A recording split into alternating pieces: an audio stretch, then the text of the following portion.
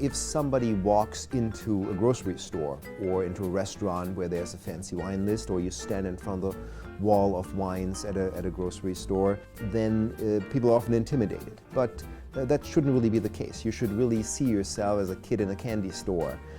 Those are fun choices that you have.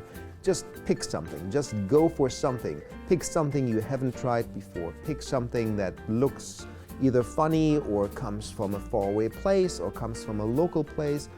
Just pick something. You can never go wrong. A lot of people think there's some science behind matching wine and food, or picking a more expensive wine over a cheaper wine and you get some mind-blowing experience just because you spend more money. That's all not the case. There are a lot of wines out there that you can afford even on a modest income on a regular basis. Go to a grocery store and buy wine for $3 a bottle. You usually get what you're paying for, but still it's a personal decision, and nobody can guarantee that you like the particular bottle of wine you picked. But then again, you don't have to ever pick it again. Next time you go, you pick something else. Every bottle is different, every vintage, every year that the wine is produced, even if it comes from the same variety or from the same winery, it's always going to be different. Often you see a year mentioned, a number on the bottle. That's the so-called vintage.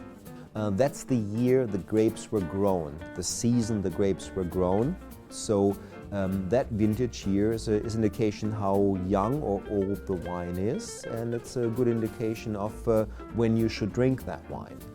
I suggest that if you see a vintage on a bottle of white wine, that you drink that wine within a couple of years of that vintage year.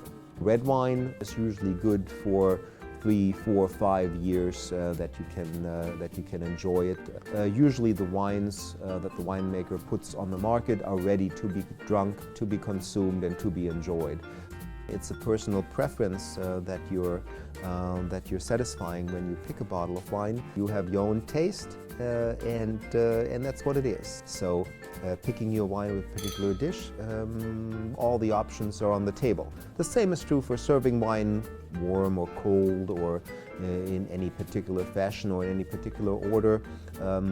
Some people think if you like sweet wine, you're less sophisticated. Well, that's just not true at all. It is what you like to drink is what you should buy. If you like sweet wine, great. If you like dry wine, great. If you like French wines, wonderful. If you like Indiana wines, even better. There are really no limits to your enjoyment of wine, and it certainly shouldn't be intimidating or stressful to pick a glass of wine or a bottle of wine in the grocery store or in the restaurant.